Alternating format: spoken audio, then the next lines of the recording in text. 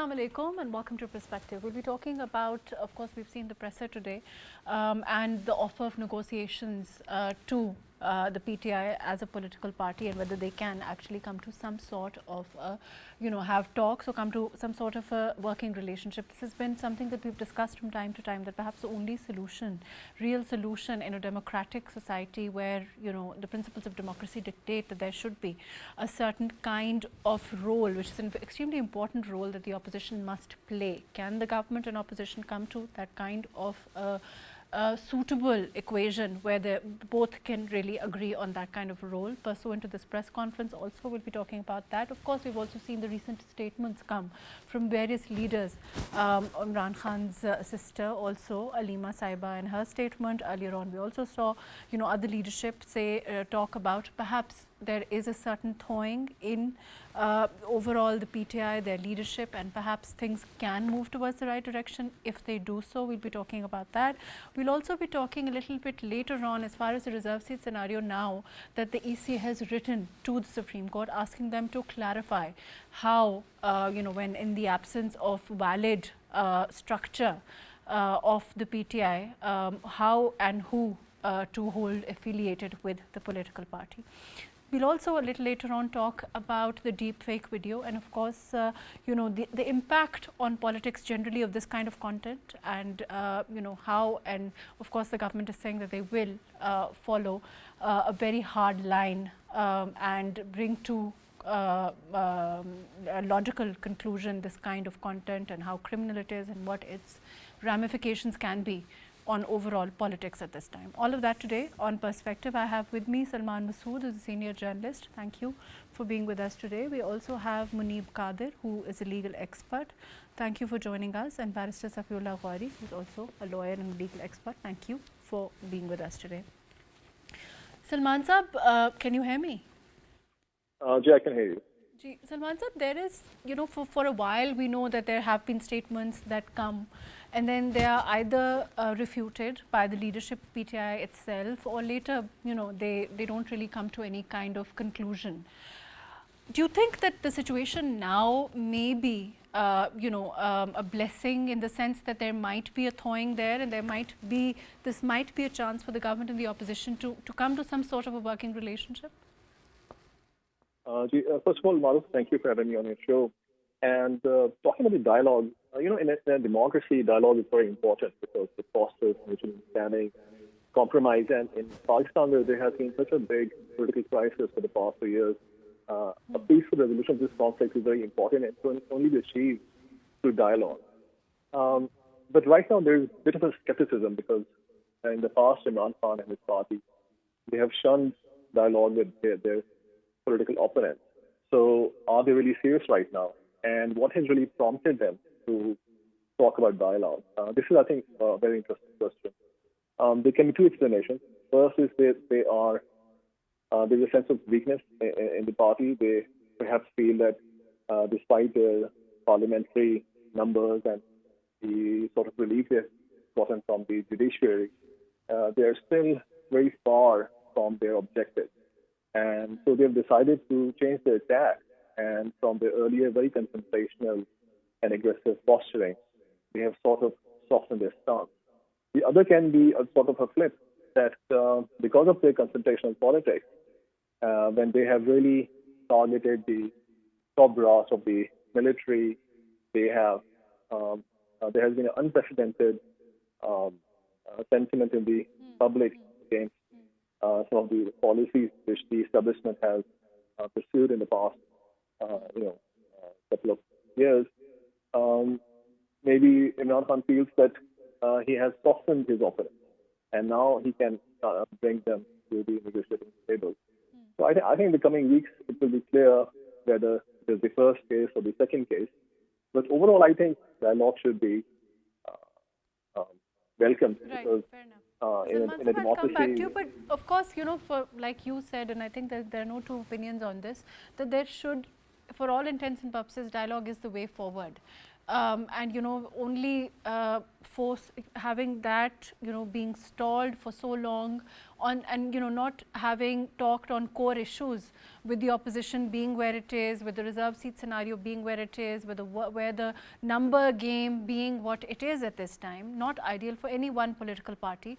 That seems to be the only way forward. But the question is, like you said, the two scenarios, it will probably become clearer in the next couple of weeks. It's hard to say at this time whether it will go through, or whether it's just one of those bouts of thawing, which then goes back to an ice cold, and that statements again start coming which are fiery. Let me come back to you on that. I'm going to include Muneeb in the discussion. Muneeb, your opinion, what is it in your opinion? Of course, Salman Sahab has given us these 2-3 options. In your opinion, which is it? By the track record, of course, one can't be very hopeful. But at this time, in this juncture of time, do you think that perhaps things are going to move in the right direction? I mean, I've been looking at the statements coming from the PTI leader who's in jail right now, the founder of PTI, and his sister, Aleema Khan Saiba. And looking at them, I think that they haven't progressed in their outlook towards how politics is done. From those days of standing on the container, all the way to the limited time during which they had their own government from 2018 to 22, which was that they would not really enter into negotiations with, or an understanding with, or a democratic pact with the opposition or their political opponents. Now, of course, the previous opposition is in government in the form of PMLN coalition. But they are repeatedly talking about entering into negotiations with either the army chief or the establishment, which just shows and reconfirms their disdain for anything which has anything to do with democratic norms and parliamentary form of politics or parliamentary democracy. So I don't think that there is any room for progress. In fact, PTI is agitating even after having secured such a landmark victory in the Supreme Court. They're still agitating on the streets, and they're talking about some very important things as well, about electricity bills, rise in electricity bills, inflation, etc., and also very high taxation for the salaried classes. But they're conflating it with PTI's own personal political agenda, i.e. releasing Bushra Bibi, releasing the PTI chairman. So their focus is still on self-interest rather than entering into a dialogue with their political opponents, those who are in the government right now, or talking about how the reserve seats judgment, which has just come from the Supreme Court, should be implemented and translated into practice. They're not talking about those important things. And lastly, just recently, a few days ago in the parliament in the United Kingdom, a meeting was arranged with some, conservative and Labour Party leaders and PTI absconders. And I'm using the word absconders because they are, hiding away from legal accountability in the country. They've run away from the country, and also people who have been raising anti-state slogans. I'm sorry, but they have been doing that, such as, a person called Sara Mir Gilgati on Twitter. And one only has to look at what she had been saying about Pakistani state, not just political parties as such. Those kinds of people were present at that meeting as well. So I don't really think that the PTI is in mood for political dialogue as much as they are for agitation and propaganda. Fair enough. Let me come back to you. What do you think, Safiullah? Is it of course, you heard what both Salman Sahab and what Muneeb is saying. But do you think that, even in the wake of all that has happened, the point is, do you think they also realize that there are some major issues with the reserved seats case still? Lacunas or issues, procedural hitches, which also have to move for it to move forward. So Mahrukh, right off the cuff, I'll say that I do agree with what Muneeb just said. So the problem is, we have to recognize PTI for what it has been for a very long time, and that is a master of doublespeak. PTI always makes two statements on the exact same issue. So on the one hand, they would say we trust the judiciary will give us justice, and then in the same breath they will say the judiciary is corrupt and they will never give us justice. They would say that we are modernized, and they will say we are Islamized. They will say we are pro-America, they will say we are pro-Russia. They will in the same breath say that we have full faith in the military, and then they will, like they just said, that the military is the backbone of the country, and in the same breath they will continue to berate the military for everything that it stands for. And the tact here is that at the end of it, they can take that exact clip. Whoever succeeds, let's say the judiciary succeeds, they will take that clip, that 4-second clip where they're praising the judiciary, and they'll say, oh look, we said it, we prophesized this, we knew that this would happen. So in the same way, we have consistently seen them doing this habitually for the last maybe 2 decades now. And let's take this as an example now. So what have we seen in the last couple of days, weeks? We saw that on the official PTI Twitter account, there were accusations made against the Chief of Army Staff and his family. They did not spare his family. So on the one hand, they are maligning an individual and his family on their official accounts. As Muneeb just said, they are making efforts to malign him in the UK, they are making efforts to malign him in the US, and then they go and meet him, they come out and they say that, oh, the military is the backbone of the country and we are now extending an olive branch. Who asked you to extend an olive branch? It doesn't make sense. Firstly, because I do not see this as a greater insult to the military, because what you're suggesting is that the military is then running the country, the political parties don't stand for anything. That is the first issue with this right then and there. And then the second problem is the fact that you are talking to the wrong party. But even why are you talking to the military about things to begin with? You have your courts, you are going to the courts, you now have your seats, you have gone to the ECP, you have a parliament to put your matters forward in. Why are these things not happening in the parliament? Who is Aleema Khan? I don't understand. Aleema Khan just Imran Khan's sister. Does she have a political position in the PTI? I don't know. I don't think she does, by the way. I think it's just her personal blood relationship that is now dictating what an entire party thinks. So how can we take an independent perspective and believe that that is a thawing of the relationship or an extension of the olive branch? But we've also seen the government say, I'm going to include Salman Saab, but we've also seen, I mean, you know what Safiullah is saying is, for all intents and purposes, you know, there's no denying that when we talk about Aleema Khan Sahiba, she doesn't have a formal position. When we talk about the fact that, you know, PTI as a political party has a history of 1 step forward, 2 steps back, and you know, we've seen that for a while.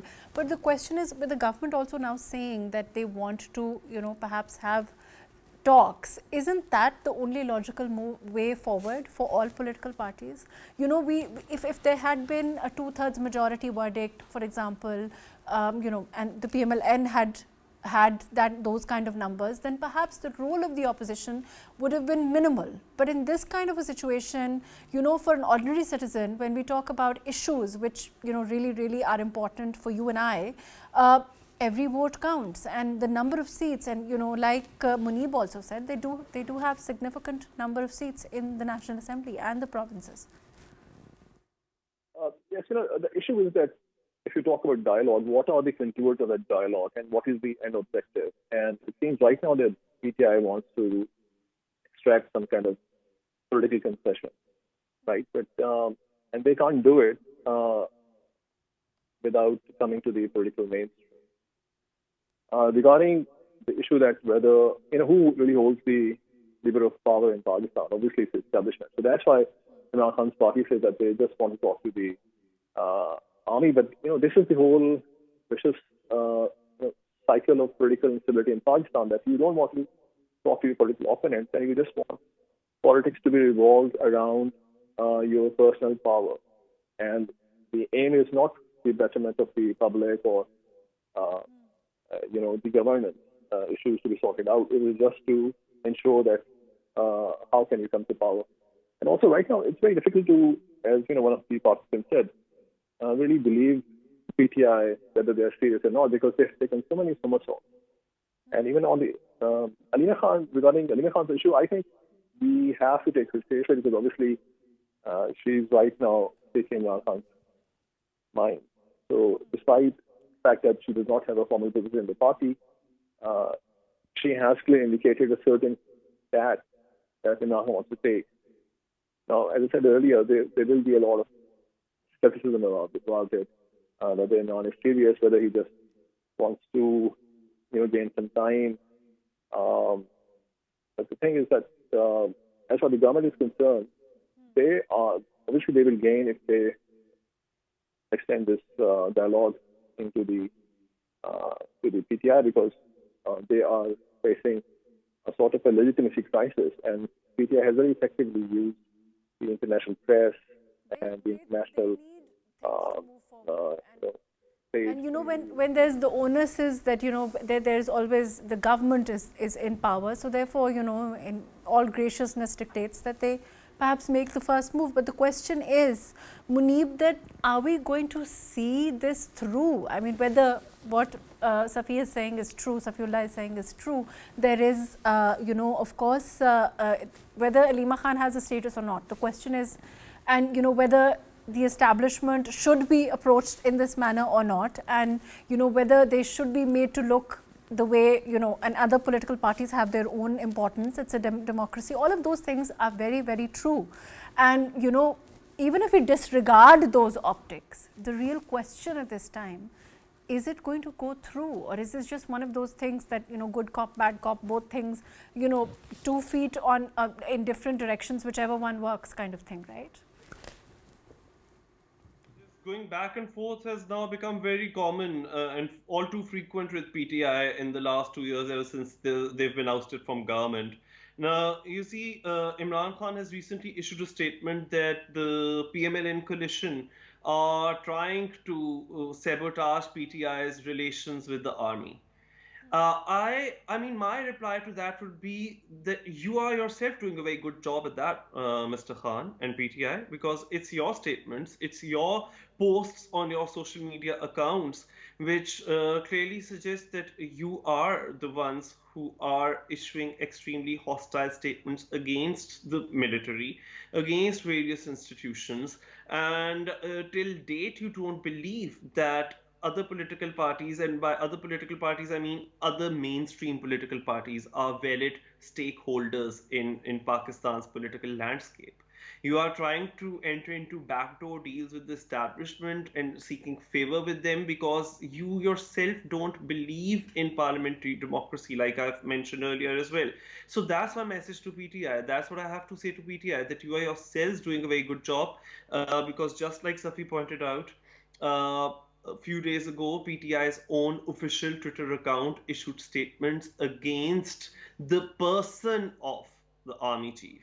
And also, when they had been alleging that Harpic toilet cleaners had been put in Bushra Bibi's food, they were again naming people from among the ranks of the military.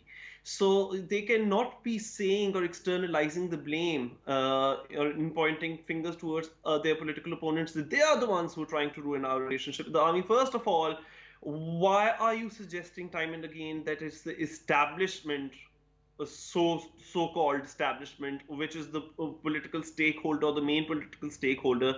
Why are you deliberately trying to oust political parties from political dialogue? That's my question to PTI. So that just suggests that PTI's branding of themselves as pro-democracy or anti-establishment, all of that is fake, all of that is false, and that is why they have ended up where they have ended up.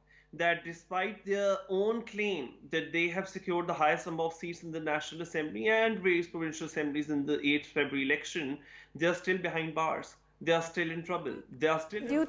Do you think that, right? But I want to move on and with the legal question for Safiullah, but just a follow up for you, Muneeb. Do you think do you think it's worked? Do you think they feel it's worked for them? Do you think that when they say this agitational politics has given them, they also get to play the victim card.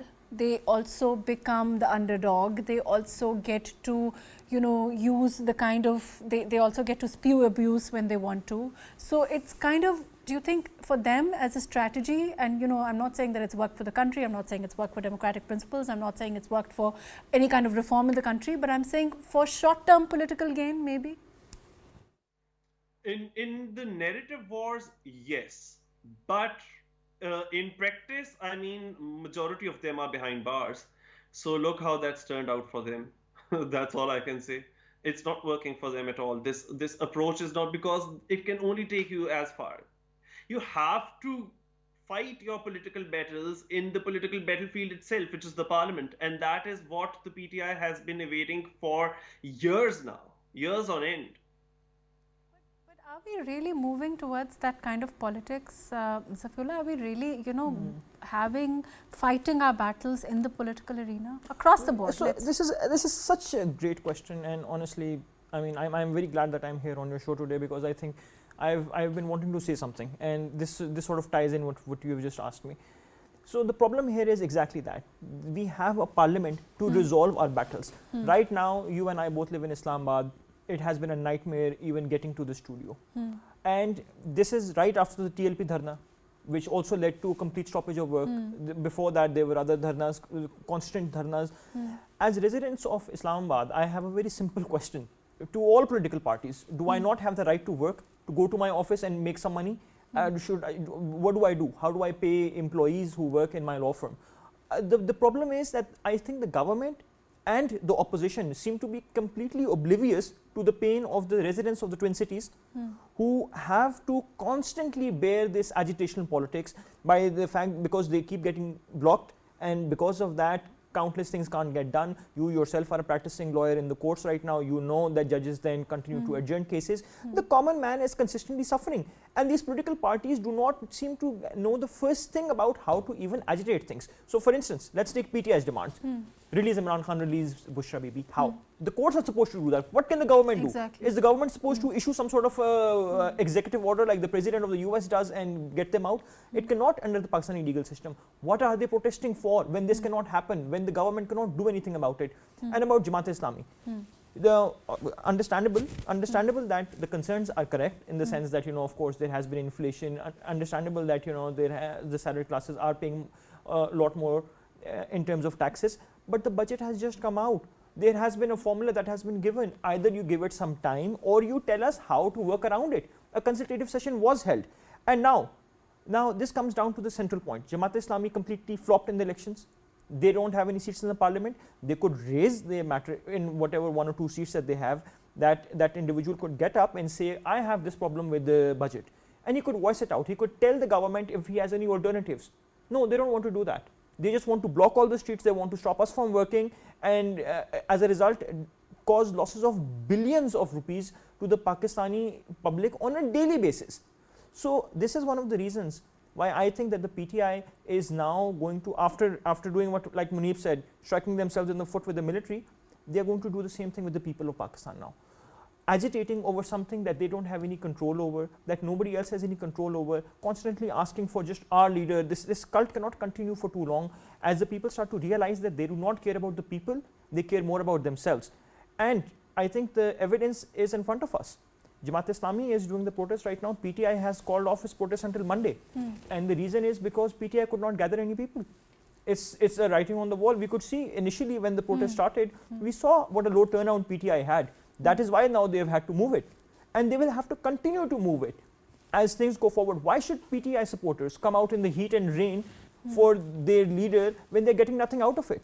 So I do honestly would like all parties and the government to think and reflect on what. But as far as the government is concerned, I do have to say this, that for them to come out and say that they want to talk, they want to negotiate, is also because they feel, like you said, that it is a responsibility to ensure that the citizens, you and I, can get to our workplaces and things can remain functional. So that sort of forces them to say that let's talk, whereas they could certainly start, put up more containers, and that would only cause more problem for and that the is citizens causing problems. I mean, I think we both understand, we both residents of the city, we know what's happening right now. There is, Muneeb, before I go to Salman Saab here, there is also, this reserved seat scenario. What do you expect now? Because writing the EC to have written to the Supreme Court on this issue, where is, what is the solution? Because there really is no structure. So how does the EC ascertain who is affiliated with the PTI? What structure do they follow? This is now a procedural technical question which is going to be extremely important, no? I think it's at the very heart of the conversation regarding the reserve seats case and how it is to be implemented in practice. Because yes, just yesterday the ECP has compiled a list of returned candidates, even generally, 39 MNAs whom they have allocated to PTI. But what about the rest of the 41 so-called independents?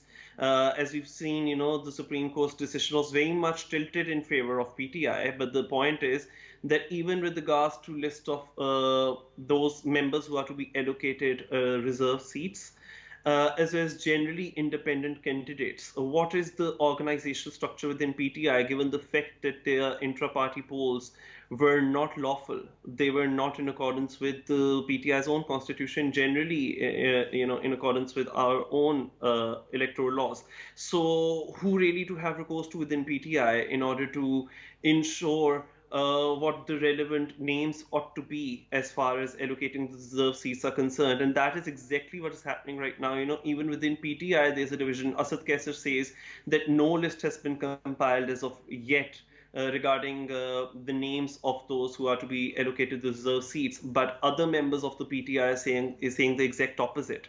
So when there are so many organizational issues within that party itself, the Supreme Court may have on 15 July issued verdict in PTI's favor, but implementing it is very problematic for the ECP. But what PTI is doing is that it's playing the victim card and it's trying to attack the ECP chairman, that it's somehow the ECP's fault. Whereas I'd say that PTI has to be more introspective. They need to be more inward looking, that what is it about them that is so in such a state of disarray, in such a state of disorganization, that they are unable to speak with one voice collectively among themselves inter se. So yes, what you're saying is absolutely correct. Going forward in implementing the reserved case verdict of the Supreme Court is going to be very, very troublesome and problematic, and it's not going to be able to solve overnight. Salman sir, there is, I also want to move on and talk about this issue of deep fake that we've seen. We've also heard the press conference. The issue of audio leaks, the issue of video leaks, the issue of, deep fakes has been confronting us in the world of politics for a while now. It's also had a lot of damage. It's potentially extremely damaging, not only for the people involved, but also for political parties. It has its own ramifications. Do you think that, and we have laws against it, do you think that this is going to, this probably is a situation for which there need to be better implementation, there need to be better deterrences in the field? I'm not saying there are no laws, and we have two lawyers who can also guide us on this, but I believe that there are enough laws in the field, but somehow they don't serve to be an effective deterrence. How would you look at that? Yes, you're right. I mean, there are laws, but the problem in Pakistan has been that neither the aggressor nor the victim, both of them don't get justice in a way. The victim does not get justice, and the aggressor is not served justice. Now, as far as deep fake is concerned, obviously it's a very abominable and very obnoxious kind of thing, and it should never be tolerated.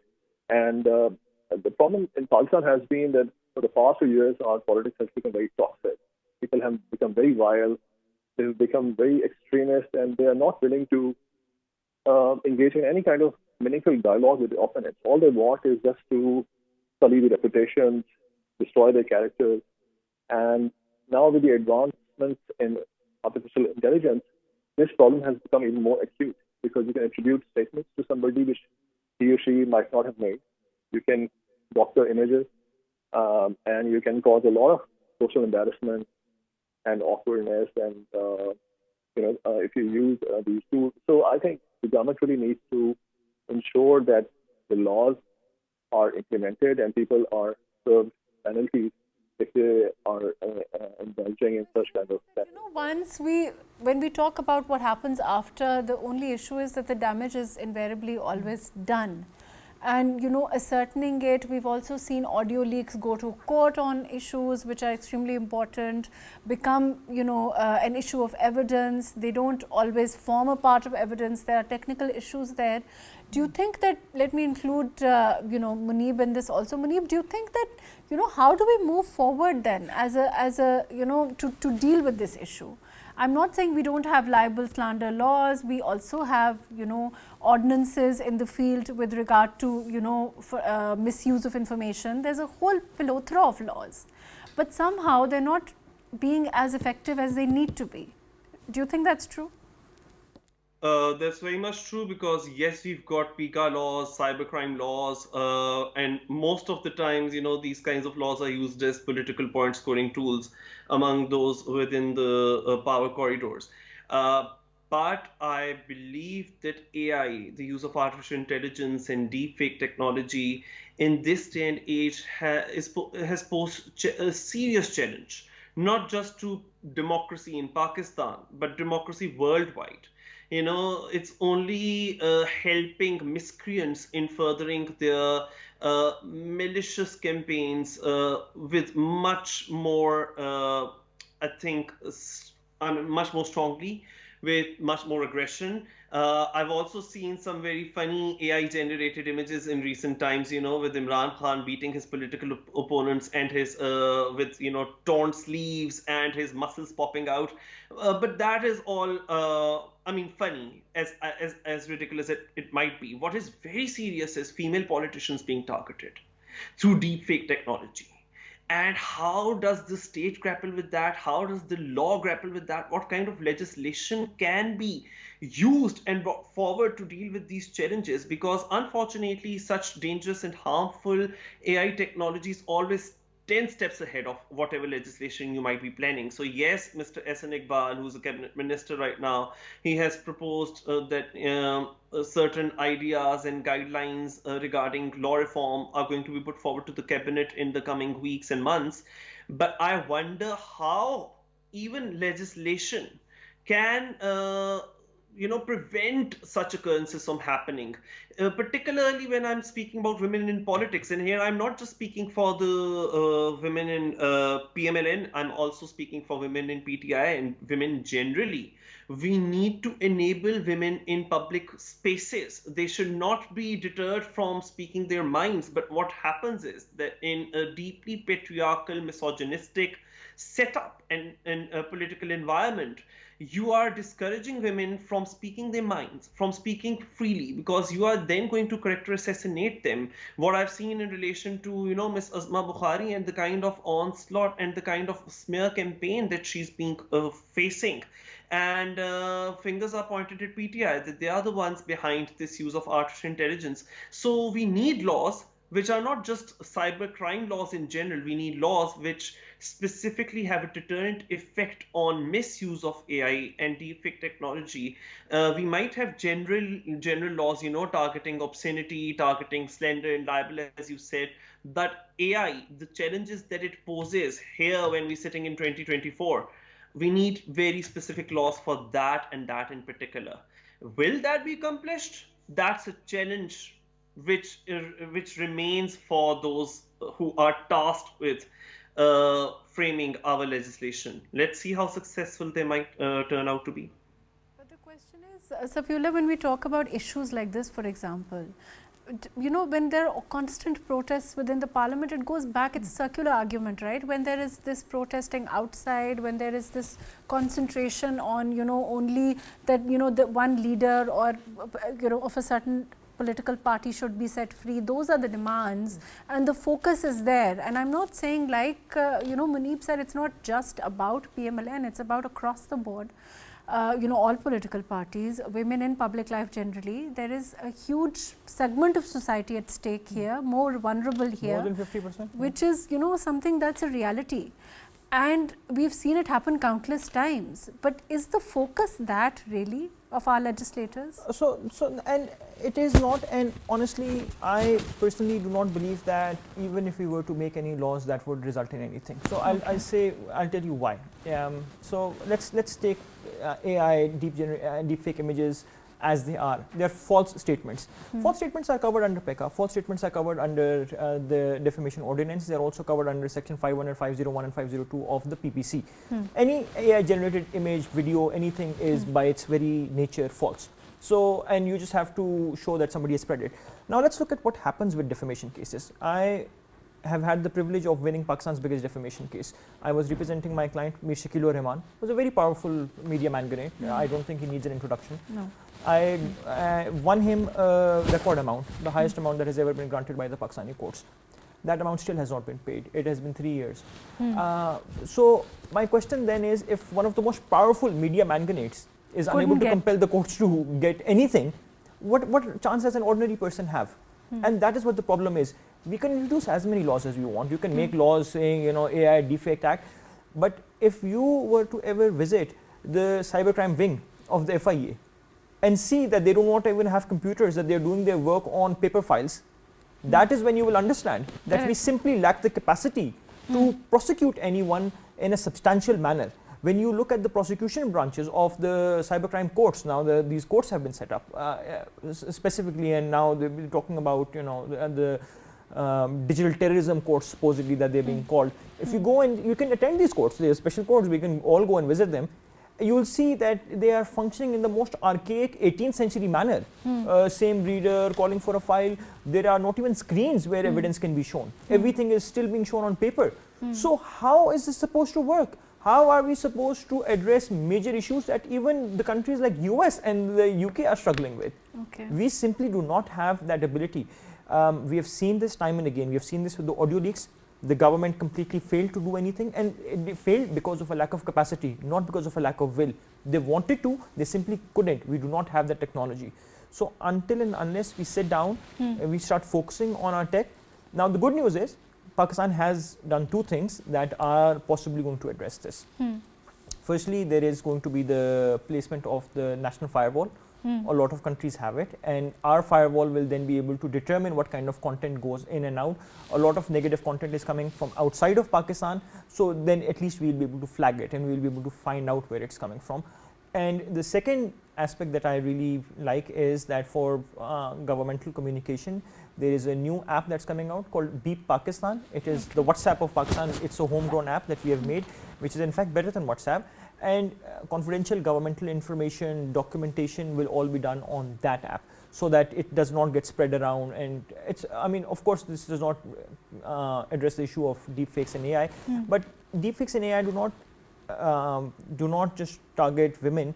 They also create fake documents, as we have seen time and again. They also, they can do anything, and that's what the real challenge is.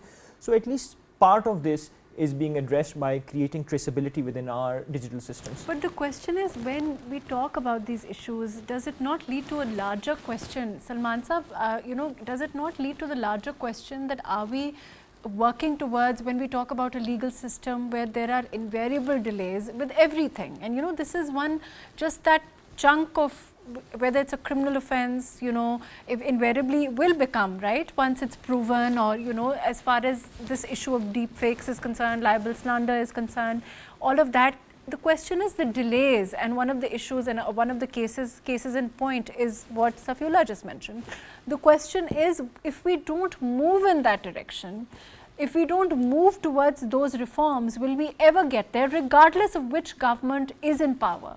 Regardless of, you know, whether 4 years ago it was PTI-led government, did we inculcate those reforms then? Are we closer to doing it now? Will we ever be closer to doing them? Those are the important questions. Do you think we will be? Do you think we're moving in that direction, Salman Saab? You know, if we take a very grim view of the situation, obviously the answer would be no, but we have to believe in the process. And the problem in Pakistan is that we really want to achieve everything within a fraction of a second.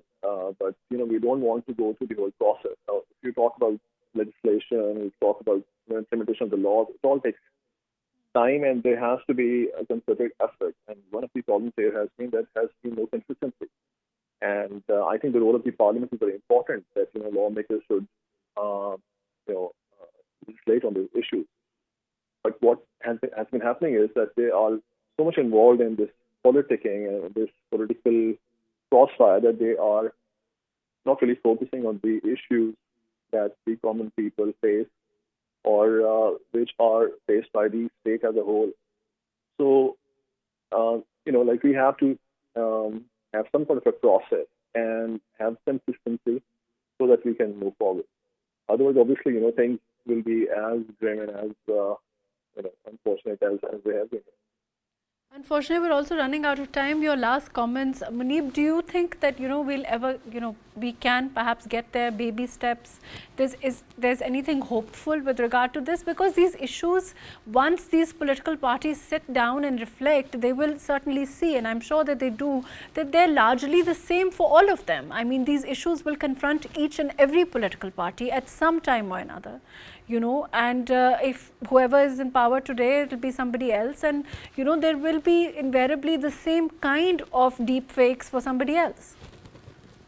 I remember that Mr. Imran Khan and Murad Saeed, these people had sounded the alarm 2 years ago that there are going to be deep fakes and deep fake videos of them released in the near future. Well, that never happened, luckily and fortunately for them and for us. But it's not as if, concerns over deepfake technology and AI are anything new. Even PTI members and PTI male members have been sounding the alarm for a very long time. But it's very unfortunate that, their followers then themselves enter into this mudslinging exercise against not just any member of the of their political opponents, but actually targeting female members of the political opposition. So I think that there needs to be collective consensus among all lawmakers on a cross-party basis. And finally, I think that, people who are leading protests on the streets regarding the power which has been vested in the IPPs and inflation and the tax burden on salaried classes, those kinds of concerns, governments should also pay heed to them. And I think mainstream political parties need to learn something from grassroots parties such as the Kuke Khalq movement, I think, who are raising these issues, but much more effectively than the likes of Achakzai and PTI and JI. So overall, I think when political parties look beyond themselves and they start caring about democracy in the country, they start caring about people and common Pakistani citizen, we can finally find a way towards some progress. So much for being with us. Thank you for joining us. Barrister Safi Ghauri, thank you for being with us. Muneeb Qadir Sahab, thank you for joining us. Salman Masood, thank you so much for being with us today. It's an important issue for all political parties when we talk about a reflection. Perhaps it's a time when all political parties need to reflect that the issues, when we talk about reform, when we talk about this mudslinging that happens against those in power, when we talk about deep fakes against politicians, when we talk about deep fakes against women politicians also, are issues that confront all political parties.